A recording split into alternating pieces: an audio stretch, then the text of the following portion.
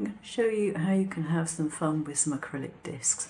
Now this one has been engraved with a Merry Christmas and a little snowflake. You can't easily see it at the moment. And then on the back of it, I've actually put a little bit of alcohol ink and just sort of mushed it around, smudged it around. So now I'm going to try something a little different. I've got some acrylic medium here that is kind of iridescent. I'm not going to be using much of it.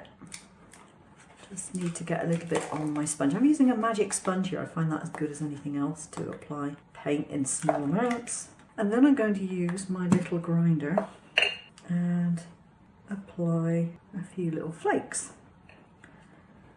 Tiny little flakes. I'm just going to pat that down onto that surface. I blasted it with the hairdryer for a few seconds to more or less dry it off. And I want to put a second coat of paint on, but this time I just remembered I've got some silver. Now this is a texture paste rather than a paint, but it doesn't make any difference, it's just thick. So I'm going to use some of that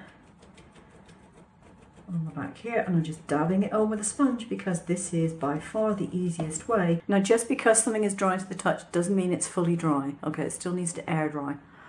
But I think that looks quite attractive, and once I've actually put some colour into the Merry Christmas bit, and you can see it, it will look even better.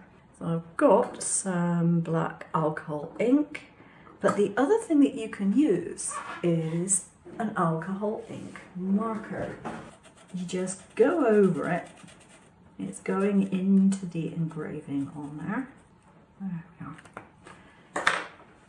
And then you want to take this is a fake chamois. It looks terrible. It is actually quite clean, but it's just stained from many, many uses.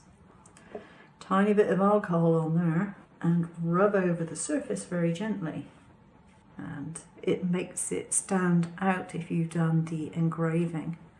So if you've done engraving and you think, oh well, I really can't see it, then just go over it with an alcohol marker if you're doing it on acrylic or even on metal, and you'll find that you can make it stand out a lot better.